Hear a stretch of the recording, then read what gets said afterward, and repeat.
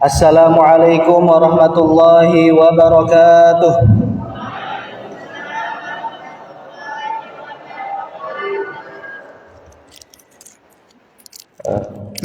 Alhamdulillah nahmadu wa nastaghfiruh wa na'udzu billahi min syururi anfusina wa min sayyiati a'malina. May yahdihillahu fala mudilla lahu wa may yudlil fala hadiya lahu. Asyhadu an la ilaha illallah wahdahu la syarika lah wa asyhadu anna Muhammadan 'abduhu wa rasuluhu la nabiyya ba'da. Allahumma shalli wa sallim wa barik ala sayidina Muhammad wa ala alihi wa sahbihi ajma'in, amma ba'du. Rabbi shrah sadri wa yassir li amri wahlul 'uqdatam min lisani yafqahu qawli. Allahumma la sahla illa ma ja'altahu sahla wa anta taj'alul hazana idza syi'ta sahla. Alhamdulillah, pada pagi hari ini kita bisa berkumpul di Masjid Al-Wafa yang insyaallah Allah berkahi. Pada kesempatan hari ini yang seharusnya disampaikan oleh kiai kita, mudir kita, Kiai Haji Taufik Harus Subsasi. Kebetulan beliau berhalangan hadir, maka digantikan, ya. Kalau di dalam sholat itu, kalau nggak bisa wudhu maka tayamum, kalau nggak ada air maka pakailah debu, ya. Jadi saya cuma debu, ya. Ya, mudah-mudahan bermanfaat, ya, bukan debu yang baik. Diamanahkan oleh Ustaz Taufik untuk memberikan materi bersikap warok dari syubhat.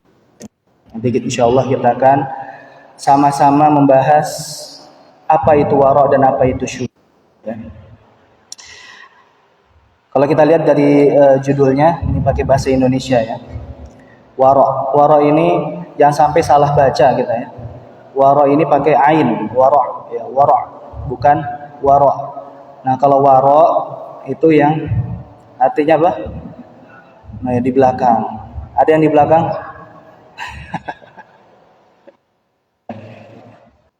Ya, waro artinya di belakang. Tapi kalau waro, nah inilah materi kita. Suatu sikap munasababan lidzammi wal 'adl. Sikap dari diri terjerumus, ya, kepada azab Allah Subhanahu.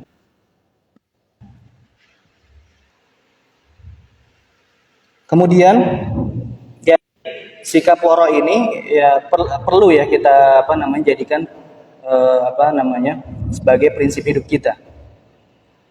Karena kalau kita tidak punya sikap waro ini, ya, maka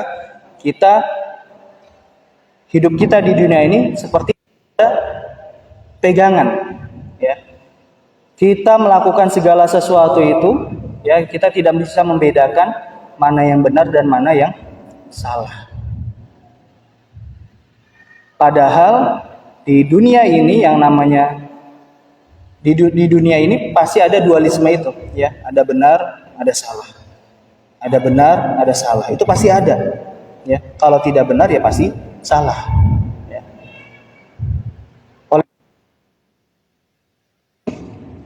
Harus memiliki sifat ini. Ketika kita, ya, melakukan sesuatu perbuatan, muamalah kah, ibadah kah, ya, maka kita harus punya pakem. Jangan main asal terabas saja, ya.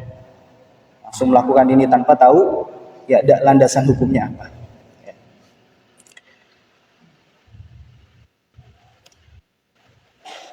Nah, ini ada suatu hadis, ya, disebutkan di Al-Arba'in An-Nawawiyah, yang diriwayatkan juga oleh Al-Imam Al-Bukhari Muslim. Nah, hadisnya adalah, ya, mungkin yang sudah menghafal hadis Arba'in Nawawi, ya, insyaallah, ya, hafal, kan ditugasin di BPI, ya. Insyaallah pegawai Al-Fidyan hafal, ya. Kalau tidak hafal, hafalin. innal halala bayyin wa innal harama bayyin wa bainahuma umurun mushtabihat la ya'lamuhunna katsirun minan nas.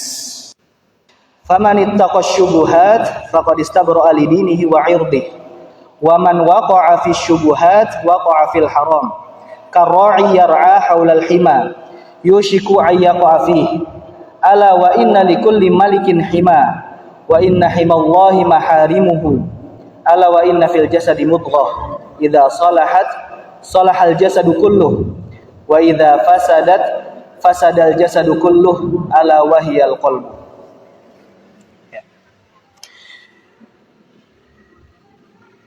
Hadis ini menjelaskan terkait halal haram dan syubhat. Kata para ulama ini hadis sepertiga agama, ya, bukan main-main, ya. Jadi ada beberapa hadis itu pokok ya di dalam Islam. Salah satunya adalah hadis innal halala bayyin wa innal harama bayyin. Artinya innal halala bayyin, bahwasanya sesungguhnya kata Rasulullah halal itu apa? Sudah jelas. Halal sudah jelas, ya. Wa innal harama bayyin, dan yang haram juga sudah jelas. Ya. Halal sudah jelas, haram sudah jelas. Tapi ada di antara keduanya, wa bainahuma umurun mushtabihat. Ya. Ada di antara keduanya ini perkara-perkara yang mushtabihat. Ya, perkara-perkara yang masih samar. Apakah ini halal atau ini haram? Ya. Jadi belum jelas. Tidak ada dalil yang sharih atau jelas. Ya, jadi kalau kita mau melihat dalil, ya, dalil itu ada Al-Qur'an, ada hadis, ada ijma', ada qiyas, ya, ada istishab, ada istihsan dan yang lain sebagainya. Dan itu semua ada dalil yang qat'i. Ada dalil yang qat'i. Apa itu qat'i? Valid, 100% valid dari Allah dan Rasulullah. Tidak diragukan lagi. Seperti apa? Al-Qur'an. Kalau ada yang meragukan Al-Qur'an, ya berarti dia apa? Kharaja minal Islam.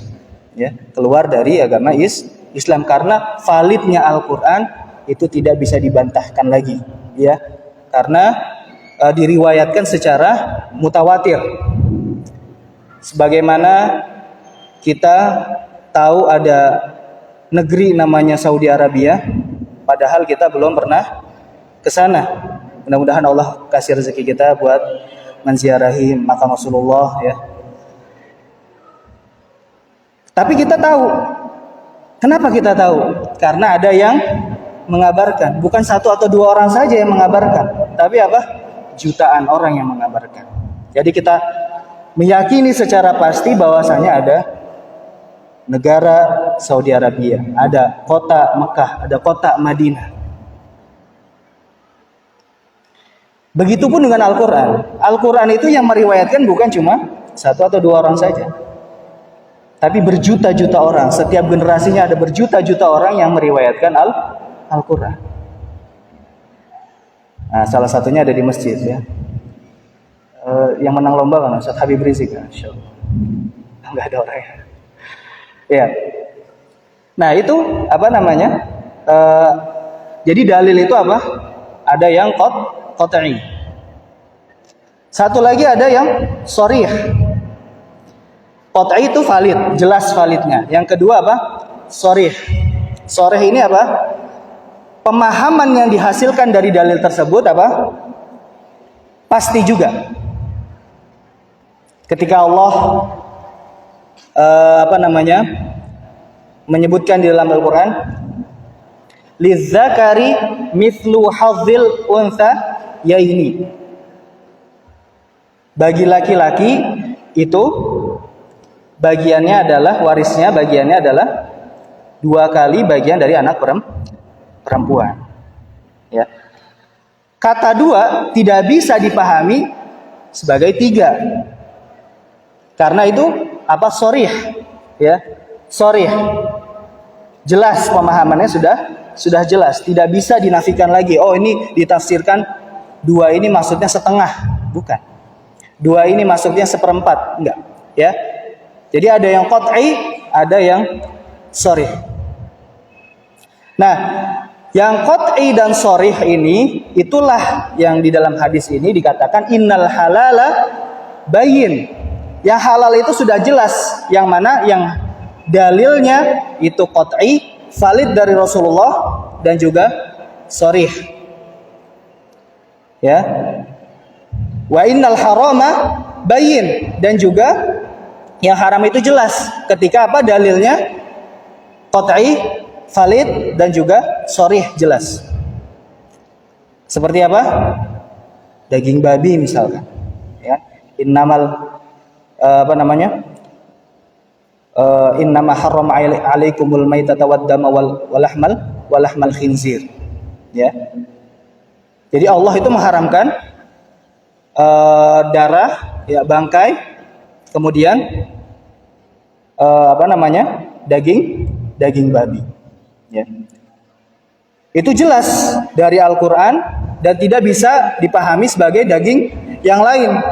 Ya, dikatakan daging babi tapi dipahami daging, misalkan daging kucing, ya, tidak bisa, ya.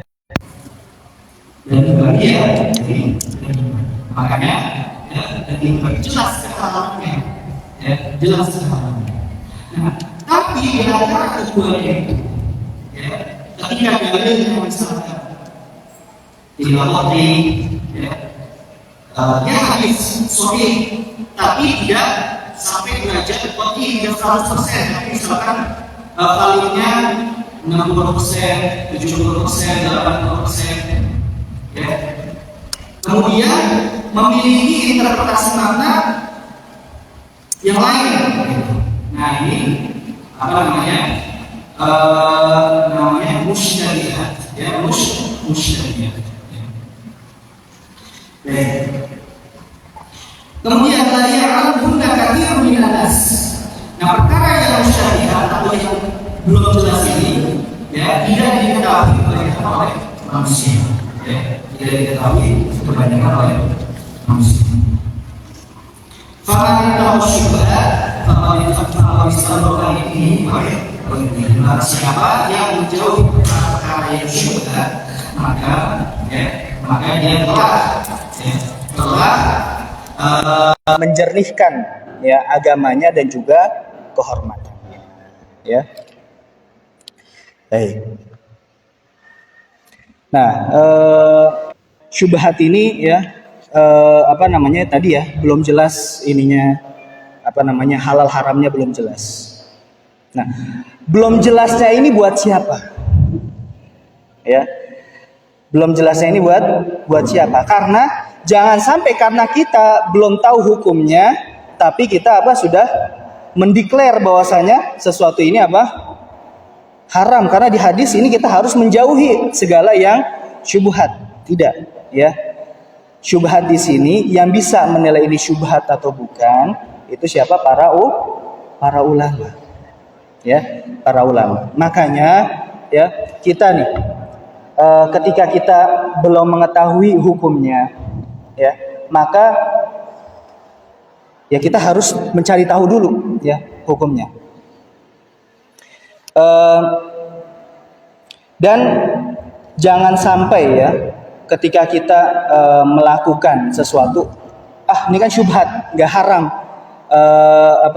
Syubhat ini kan belum jelas keharamannya, jadi boleh dong kita kita lakukan. Atau misalkan tadi, ya, ekstrim kiri dia bermudah-mudah dalam melakukan sesuatu yang syubhat. Atau ekstrim kanan, dia yang bermudah-mudah mengharamkan yang syubhat atau yang belum jelas perkara halal haramnya, ya. Nah, ketidaktahuan ya yang yang dimaafkan ya di dalam syariat, kata para ulama adalah al-jahlu alladhi yu'fa anhu huwa ma idza 'asha ba'idan 'anil ulama. Ya. Jadi ketidaktahuan nih ya. Ustadz kan segala sesuatu kan hukumnya halal kan, dan kita kan dimaafi ya kalau misalkan kita tidak mengetahui perkara tersebut. Kata Rasulullah, rufi'an ummati al khata' wan nisyan wa mastukrihu alaih. Ya, diangkat dosa dari umatku itu apa? Al khata', kesalahan yang tidak disengaja. Nah, tapi ketidaktahuan, ketidaksengajaan itu yang dimaafkan apa? Idza 'asya ba'idan 'anil ulama, jika hidup jauh daripada ulama. Jika hidup jauh daripada talabul ilmi. Jika hidup jauh daripada asatiz. Ya. Kayak misalkan hidup di tengah hutan. Ya. Hidup di tengah hutan bolehlah ya. Dia beralasan saya tidak tahu hukum ini, hukum itu. Tapi kalau misalkan dia tinggal di kota, ya ada ulama. Alhamdulillah kalau di Indonesia itu hampir setiap perkampungan itu ada kiainya. Ya, ada kiai, ada ustadz yang ya mendedikasikan dirinya untuk apa? Untuk masyarakat sekitarnya itu bisa mengaji. Jadi tidak ada alasan lagi, ya. Au kana haditsa ahdin bil Islam, atau baru masuk Islam. Nah, kita Islamnya itu dari lahir, ya. Tapi bukan Islam apa? Jangan sampai kita jadi Islam KTP, ya. Islam dari lahir, tapi Islam itu cuma statusnya saja, ya. Ya, jangan sampai seperti itu. Nah, oleh sebab itu maka ya kita harus terus menggali ya apa hukum ini, ya. Hukum ketika kita mau mengerjakan sesuatu apapun itu ya, perkara muamalat, ya, perkara ibadah, ya, perkara akidah sekalipun. Nah itu ya harus kita cari tahu terlebih dahulu. Makanya ilmu yang bermanfaat adalah ilmu yang kita mau nih melaksanakan. Misalkan kita mau jual beli, kita harus pertama kali apa? Mempelajari. Nggak harus semua perkara jual beli itu kita pahami, ya. Tapi yang perlu kita pahami adalah apa jual beli apa yang kita akan laksanakan. Ya.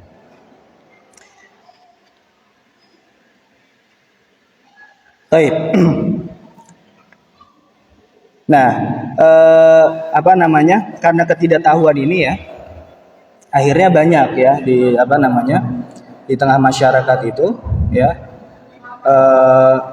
bersandar pada ketidaktahuan, pada akhirnya itu merugikan diri sendiri dan juga orang lain, ya. Banyaklah kita bisa ambil contoh misalkan ya.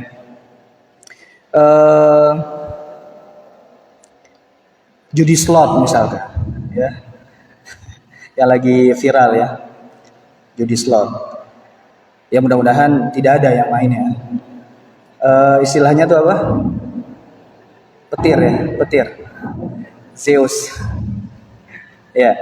Nah, itu ya karena tergiur akan hadiah ya.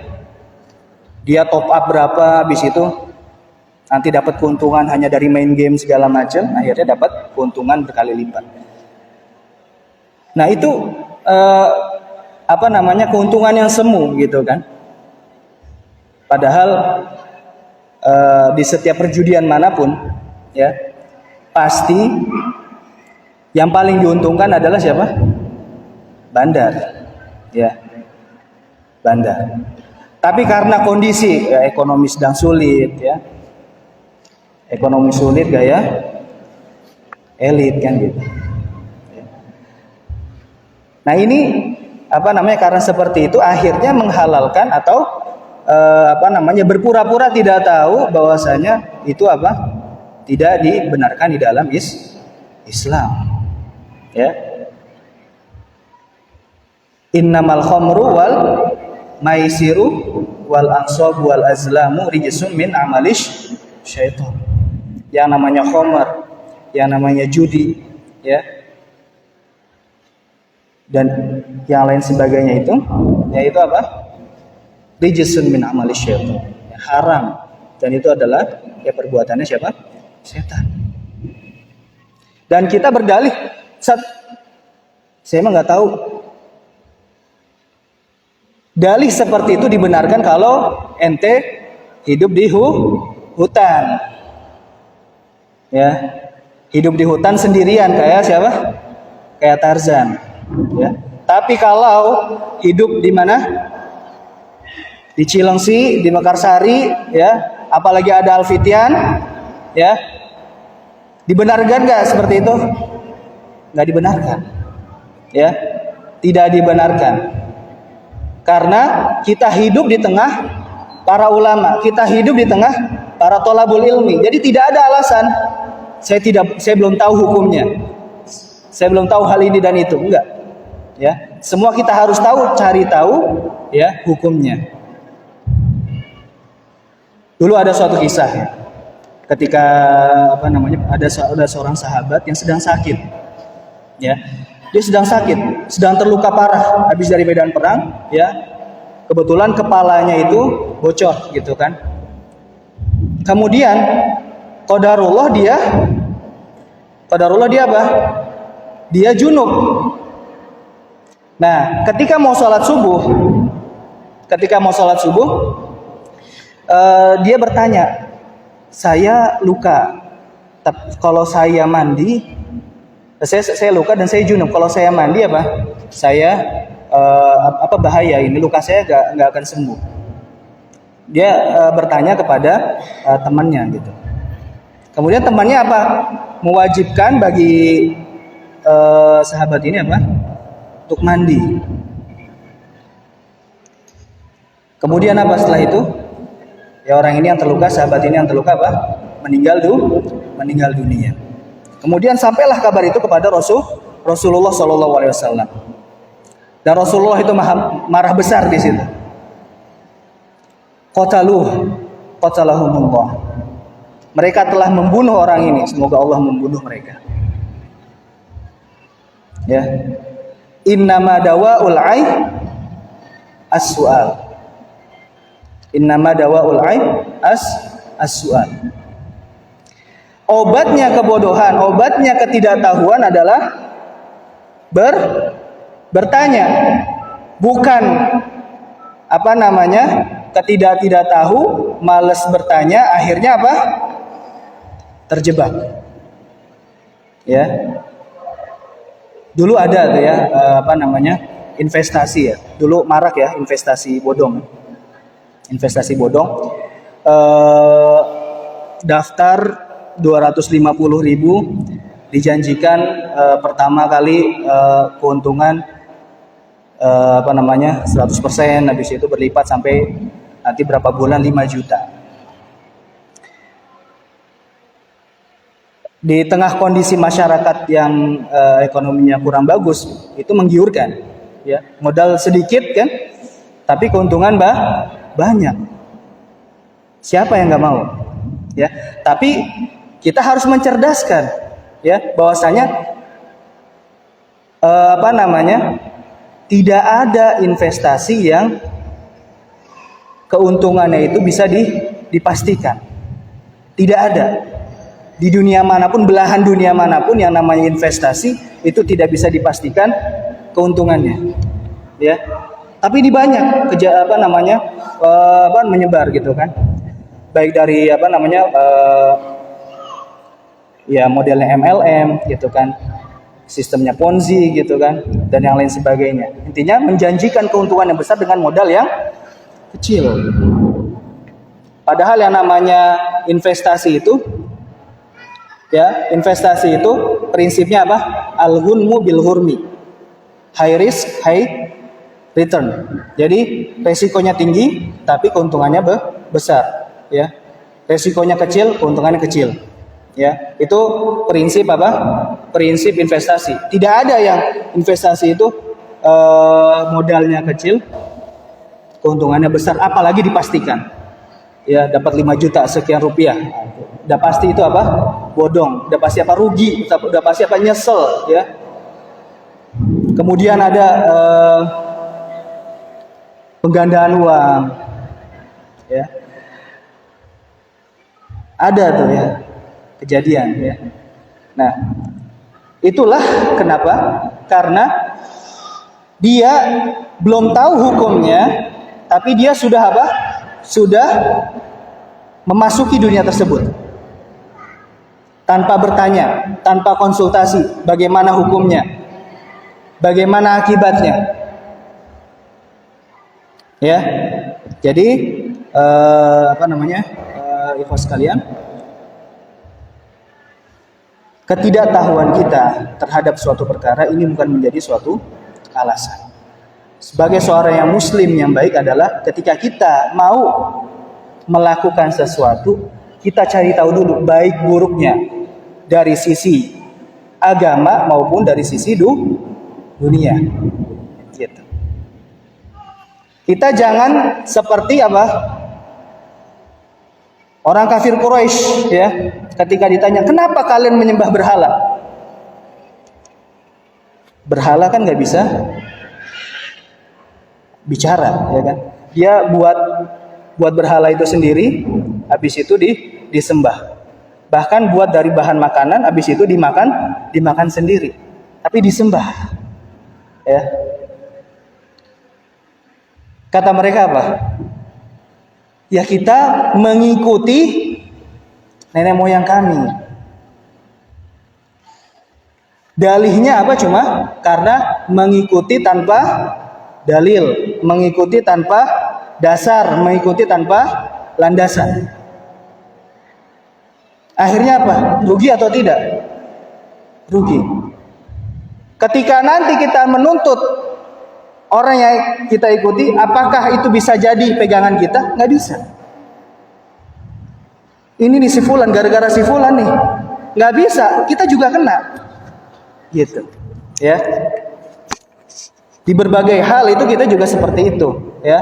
Perkara apapun, ya, itu kita juga seperti itu, ya.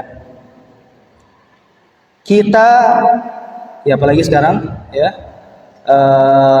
tahun politik, ya. Kita juga memilih juga harus dengan dasar, dengan landasan. Jangan ima, ya, kita mengikuti taklid, ya. Kalau kita hanya taklid saja, ya, bisa rugi buat kita dan juga orang lain. Ya, makanya taklid buta atau mengikuti tanpa ada landasan sama sekali itu dilarang, ya, dilarang dalam agama. Nah, ada lagi, ya, yang lagi santer juga.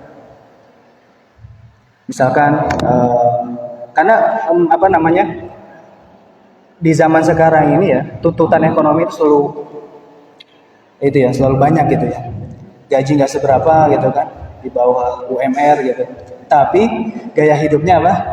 Selangit, ya. Karena kita ngikutin, ya, yang ada di TikTok, yang ada di Instagram, ya.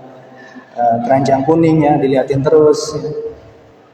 Ibu-ibu yang suka keranjang Shopee gitu kan. Tokopedia, ya, tergiur gitu kan dengan kemudahan-kemudahan tersebut. Nah, kemudian difasilitasi sekarang, ya, di marketplace ada lagi difasilitasi pakai apa? Pay letter, ya, pay letter. Nah, setahu saya, wallahu alam, kalau misalkan sudah ada yang syariah, nanti mungkin bisa dikasih tahu. Tapi setahu saya belum ada, ya, pay letter yang syariah. Pay letter kalau dari namanya, ya, kita belum bisa menghukumi apakah itu syariah atau tidak, atau apakah dia sesuai dengan syariat atau tidak, ya. Tapi kalau kita merujuk ke isinya. Kalau pay letter itu sistemnya apa? Meminjam kemudian dibaliki dengan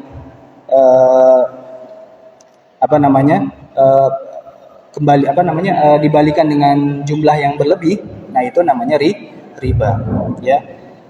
Kullu qardin jarra naf'an fahuwa riba. Semua hutang yang menimbulkan manfaat itu riba. Kita minjem 100 diwajibkan untuk mengembalikan 200, itu namanya riba, ya. Itu kalau akadnya seperti itu, ya. Tapi kalau akadnya misalkan marketplace-nya dia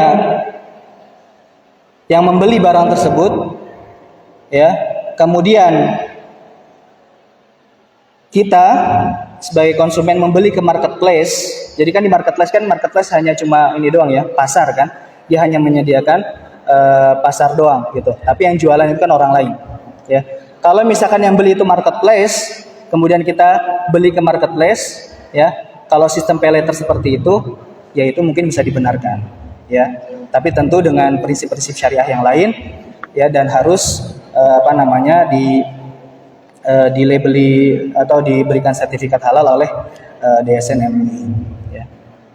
Nah, jangan sampai seperti itu karena kebutuhan kita ada namanya kebutuhan, ada namanya keinginan. Jangan sampai keinginan kita melebihi apa? Kebutuhan. Jangan sampai keinginan kita melebihi kemampuan kita, ya. Itu jangan sampai seperti itu, ya. Nah, ini makanya di kondisi seperti sekarang ini, ya, kita harus lebih ini lagi, ya. Banyak, ya,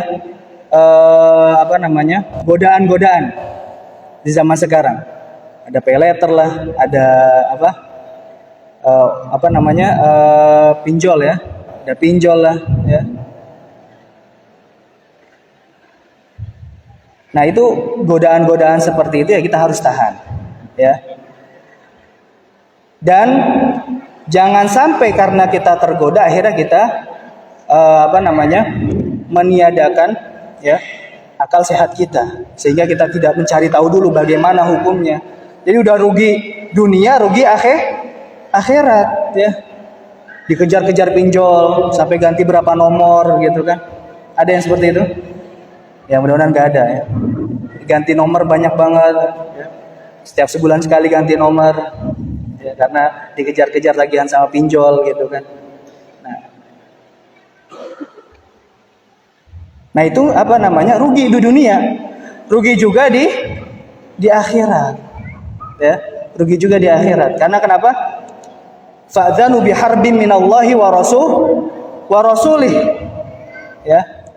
La'anallahu akilar riba wa mukilahu. Allah melaknat orang yang memakan riba dan juga yang pemberi makan orang yang memakan riba. Memakan riba berarti dia pihak yang memberikan hutang. Yang memberikan makan kepada yang memakan riba adalah kreditur atau yang meminjam. Ya. Alhamdulillah sekarang kita sudah punya badail atau solusi, ya. Jadi ada yang riba, ada yang solusi tidak riba. Misalkan kita mau kredit rumah, ya kan, ada bank syariah. Kita mau motor, ada leasing syariah, ya. Kita mau kartu kredit, ya kan. Kartu kredit pun juga ada yang kartu kredit syariah. Semuanya ada, gitu. Jadi semuanya ada solusi. Tapi tentu, ya, walaupun sudah syariah, tapi tentu harus di-manage keuangannya dengan baik, ya. Jangan sampai ya tadi terlena gitu kan. Keinginan kita lebih besar daripada kemampuan kita, ya.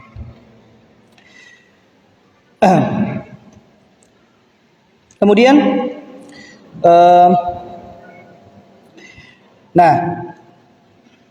famanittaqo syubhat faqad istabra'a li dinihi wa 'irdihi. Barang siapa yang meninggalkan perkara yang syubhat-syubhat tadi, ya kan, maka dia telah mensucikan agamanya dan juga kehormatannya. Ya, kehormatannya. Wa man waqa'a fi syubuhat waqa'a fil haram. Ya. Jadi barang siapa yang terjebak dalam perkara syubhat, ya, maka dia akan terjebak dalam perkara haram karena dia memudahkan, nggak pengen tahu dulu, cari tahu dulu ini hukumnya. Akhirnya yang sudah jelas keharamannya dia apa? Dia lakukan. Ya, apa namanya? Akhirnya sekarang tuh di zaman sekarang banyak orang yang menghalalkan, bukan menghalalkan, tapi seakan-akan, ya, perilaku dia seakan-akan menghalalkan berbagai macam keharaman. Seperti apa? Minum khamar. Ya, minum khamar. Nah, minum khamar ini kan jelas gitu kan kerugiannya. Di tengah masyarakat kita bisa lihat ya bagaimana ketika ada orang, ya, malam-malam dia habis pesta-pesta miras gitu, pulang dengan mobil, akhirnya kecelakaan di tengah jalan. Ya, dia bukan merugikan dirinya sendiri, tapi juga merugikan orang lain. Gitu. Nah, sikap seperti itu bisa terjadi, ya, karena perkara-perkara yang mendekati kepada keharaman dia tidak preventif, ya, tidak preventif. Misalkan, ya, dia berteman kepada orang-orang yang circle-nya itu buruk, ya, circle-nya suka minum-minuman, circle-nya suka, ya, judi, circle-nya suka seperti itu. Awalnya dia pengen cuma berteman doang, tapi apa? Akhirnya dia, karena dia tidak punya penjagaan diri, akhirnya dia terbawa dan akhirnya waqa'a fil haram. Ya. Karra'i yar'a haulal hima, seperti penggembala ketika sedang mengembala di sekeliling pagar, ya. Yushiku ayyaqa'a fi. Gembalaannya itu kalau misalkan dia, ya, digembalain itu di apa namanya, di pinggir, ya, atau di dekat pekarangan orang lain, ya, otomatis nggak akan lama itu akan masuk ke pekarangan orang lain, gitu kan. Nah, wa inna likulli malikin hima ala wa inna himallahi maharimu. Ya. Setiap kepemilikan itu pasti ada pagarnya, dan pagarnya atau pagarnya Allah itu adalah hal-hal yang Allah haramkan. Ya. Jadi Ustadz dan Ustazah sekalian, inilah penting bagaimana kita bersikap, ya, wara'. Ya, wara' atau meninggalkan perkara-perkara yang belum jelas hukumnya. Kalau kita mau melakukan tersebut harus kita tahu, cari dulu hukumnya, ya, jangan sampai kita melakukan hal tersebut tapi kita tidak tahu hukumnya, sehingga nanti takutnya kita terjebak dalam keharaman sehingga merugikan kita di dunia dan di akhirat, ya. Taib. Kemudian apa namanya?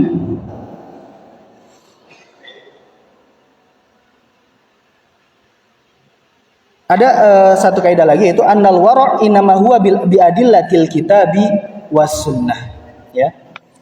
Jadi sikap wara' ini juga harus ada landasannya, ya. Jadi jangan juga tadi kita jangan sampai ekstrim kiri, ya, apa-apa dilakukan, atau juga jangan sampai ekstrim kanan, apa-apa diharamkan padahal belum jelas keharamannya, ya, belum jelas keharamannya. Seperti ini banyak kejadian. Misalkan, wah, roti ini belum ada label halalnya, ya, belum ada label halalnya dari MUI. Langsung dengan gampangnya kita apa namanya, menuduh makanan tersebut atau roti tersebut apa? Haram. Nah, itu juga sikap yang ekstrim, ya, ekstrim kanan, ya. Karena kaidah dari para ulama apa? Al aslu fil asya'i al hil. Secara asal, ya, dalam perkara segala sesuatu itu secara asal hukumnya apa? Halal. Boleh. Sampai hatta yadulla dalilun ala tahrimihi, sampai ada dalil yang jelas mengharamkannya. Ya. Makanya kata para ulama, jika ya sampai ada para ulama menegaskan, seandainya roti tersebut di kawasan tersebut itu suka pakai, kalau roti itu suka pakai ini ya, rum ya, rum yang alkoholnya tinggi itu nggak boleh ya, jelas nggak boleh. Tapi misalkan di daerah tersebut suka pakai rum yang alkoholnya tinggi, terus kita nggak selektif langsung membelinya, apakah diperbolehkan? Kata para ulama itu diperbolehkan jika kita belum tahu secara jelas apakah itu halal atau apakah itu haram, ya. Nah, jadi kalau perkaranya itu misalkan makanan, minuman atau muamalat, ya, itu nggak apa-apa kita ambil, ya, kita lakukan selagi tidak ada dalil yang jelas yang mengharamkan. Roti kan jelas secara asal roti itu halal. Kalau misalkan nggak ada dalil yang mengharamkannya, maka kita tidak boleh membilang itu haram karena misalkan belum ada label halal MUI, ya. Kalau sikap pribadi boleh. Secara pribadi misalkan, saya secara pribadi kalau saya hanya memakan yang ada label halal MUI-nya saja, itu sikap pribadi boleh. Ya, itu sikap pribadi. Tapi kalau sikap itu kita wajibkan kepada orang lain, nah itu yang tidak boleh. Kata para ulama, kata Rasulullah, halakal mutanatti'un. Celakalah orang yang mempersulit dirinya dalam hal agama. Halakal mutanatti'un. Jadi ketika zaman Rasulullah itu ada 3 seorang sahabat bertanya, amal Rasulullah itu apa sih ke istrinya? Disebutkan ini. Kemudian 3 orang ini merasa, waduh, saya harus bisa lebih lagi nih dari Rasulullah. Katanya, la atazawwajun nisa, saya tidak akan menikah. Sa'asumu saya akan berpuasa sepanjang hari. Saya akan sholat sepanjang malam, tidak tidur. Ketika kabar itu sampai kepada Rasulullah, beliau menjawab apa? Saya nikah, saya istirahat, dan saya makan dan minum. Ya. Jadi nggak boleh seperti itu. Sikap ekstrim dalam beragama itu juga tidak diperkenankan. Halakal mutanatti'un, karena agama Islam itu innama bu'itsu bil hanafiyati samha. Saya itu diutus dengan agama yang damai, dengan agama yang penuh kasih sayang, dengan agama yang penuh kemudahan. Kalau syariat sebelumnya, ya syariat Nabi Musa misalkan, kalau taubat itu harus bunuh, ya. Kalau misalkan ada terkena najis, ya pakaiannya harus dirobek, tidak bisa dengan air, ya. Dan kesulitan-kesulitan yang lain yang dialami oleh Bani Israel pada waktu itu. Tapi apa? Rasulullah, syariat Nabi Muhammad SAW, syariat Islam, ya, kita diberikan kemudahan. Jadi jangan sampai karena kita ingin sedang bersemangat dalam beragama, akhirnya kita mempersulit diri sendiri. Padahal tidak ada dalil yang jelas yang mengharamkannya, tapi kita mengharamkan untuk diri kita sendiri. Ya. Baik, kemudian yang berkaitan juga dengan perkara syubhat, yaitu ada satu hadis lagi, yaitu da' ma yaribuka ila ma la yaribuka. Tinggalkan perkara yang meragukan, ya, kepada perkara yang tidak meragukan. Ya. Tinggalkan perkara yang meragukan dan kepada perkara yang tidak meragukan. Ya. Tadi kita tinggalkan ke perkara yang tidak meragukan itu dengan cara apa? Kita menanyakan kepada yang tahu hukumnya apa. Ya. Dan para ulama punya kaidah, misalkan dari perkara muamalat, perkara perkara yang bukan ibadah gitu ya, itu al aslu fil asya'i al ibahah. Tapi kalau perkara ibadah, al aslu fil ibadati al hurmah. Secara asal ya, ibadah itu apa? Haram.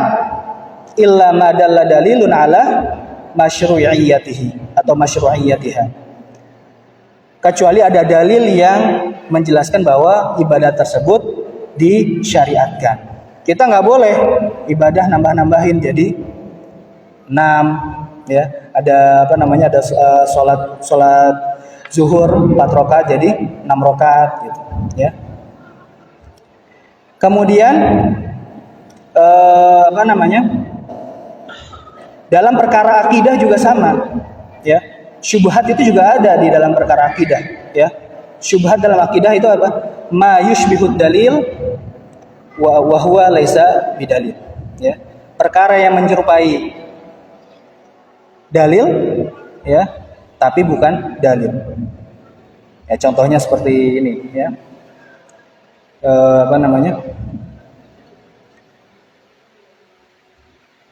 Kalau kita diciptakan lalu siapa yang menciptakan Allah? Nah, itu kan pertanyaan seperti itu ya kan, itu seakan-akan logis ya, seakan-akan masuk akal, padahal itu tidak masuk akal ya. Karena kalau misalkan Tuhan itu diciptakan, lalu yang menciptakan Tuhan, yang menciptakan Tuhan itu siapa? Terus.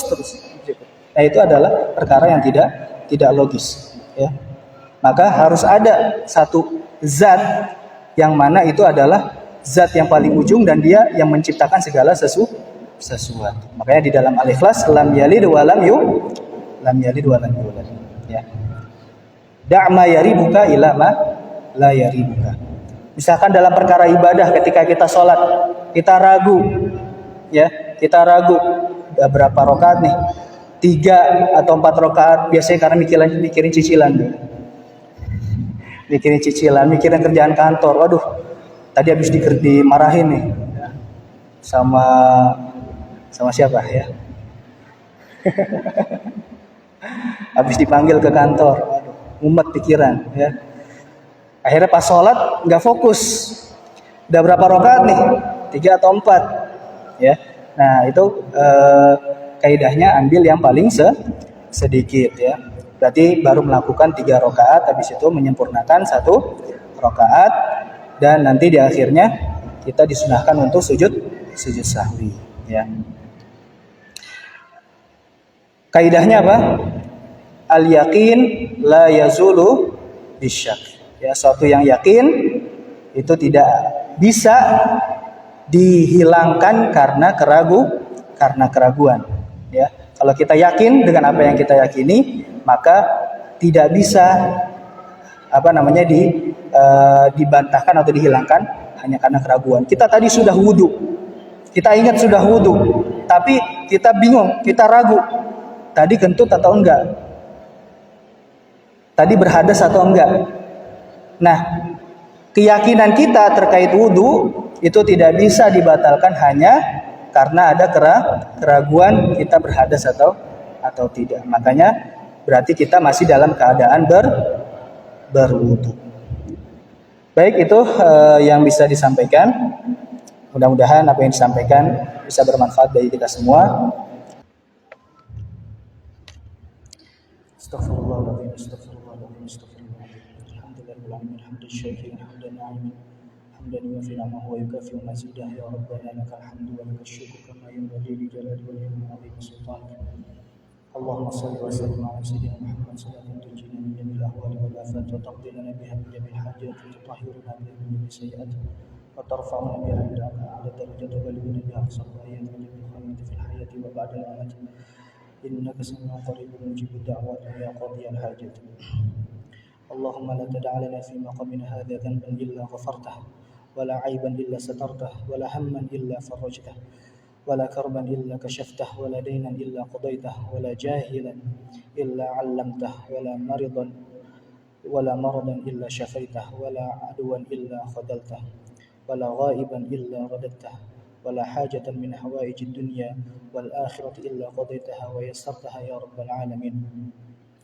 اللهم اجعل جمعنا هذا جمعا مرحوما وتفرقنا من بعده تفرقا معصوما ولا تجعل اللهم فينا ولا منا ولا معنا ولا من يتبعنا شقيا ولا مطرودا ولا محروما برحمتك يا أرحم الراحمين.